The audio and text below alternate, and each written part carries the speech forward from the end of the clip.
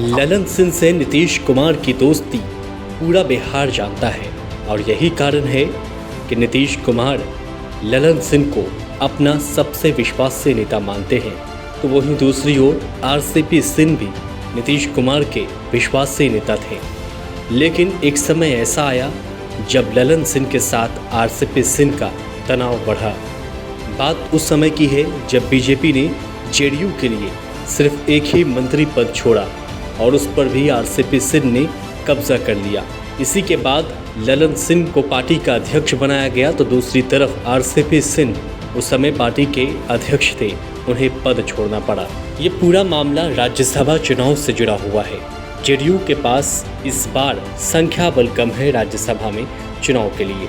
JDU ने इस seat पर झारखंड जेडीयू अध्यक्ष खीरू महतो को राज्यसभा भेजने का फैसला कर लिया, जबकि मौजूदा मोदी सरकार में जेडीयू के इकलौते कोटे के मंत्री आरसीपी सिंह को राज्यसभा के लिए नहीं भेजा गया और बिना संसद की सदस्यता के उनके मंत्री बने रहना मुश्किल है अभी।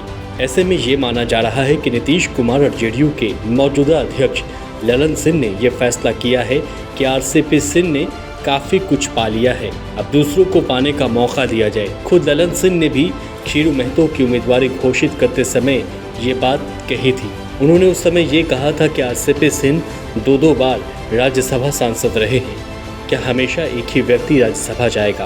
बाकियों को भी तो मौका मिलना चाहिए। चूँकि एक दिन पहले ही नीतीश कुमार और ललन सिंह आरसीपी सिंह की मुलाकात एक साथ हुई थी। ऐसे में किसी को ये उम्मीद ज़रा भी नहीं थी कि आरसीपी सिंह का पत्ता कट जाएगा।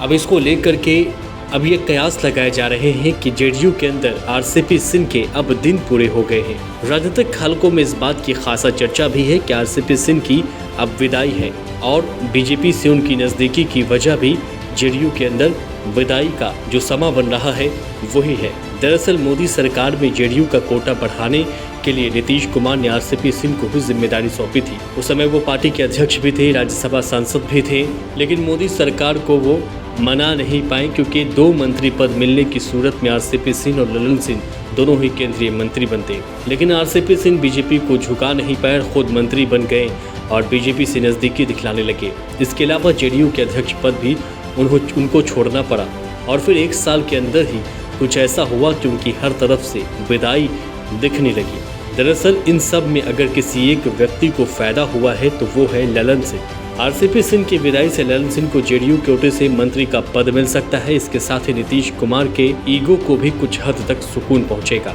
आरसीपी सिंह उत्तर प्रदेश कैडर के पूर्व आईएएस अधिकारी हैं। साल 2010 में वो जेडीयू में शामिल हुए थे। तब से नीतीश कुमार के बाद पार्टी के राष्ट्रीय अध्यक्ष पद पर आरसीपी सिंह ही बैठे रहे। हालांकि नीतीश कुमार पर आरसीपी सिंह के माध्यम से नालंदा क्षेत्रवाद और कुर्मी जातिवाद को बढ़ावा देने का आरोप लगता था। इसकी वजह से उन्हें अक्सर आरसीपी सिंह के लिए ढाल बनना पड़ता था। लेकिन जब आरसीपी सिंह का बीजेपी के प्रति झुकाव बढ़ने लगा और वो जेडीयू के लिए बीजेपी से ही मोलतोल नहीं कर पाए और खुद के लिए मंत्रालय लेकर बैठ गए, तो फिर नीतीश कुमार शांत कैसे बैठ सकते थे। और यही वजह हुई कि आरसीपी सिंह को इस बार राज्यसभा नहीं भेजा गया। दूसरी तरफ ललन सिंह नीतीश कुमार के पहले से ही चहेते नेता थे। आज ललन सिंह जेडीयू के अध्यक्ष पद पर हैं, साथ ही साथ नीतीश कुमार से उनका तालमेल काफ़ी अच्छा है।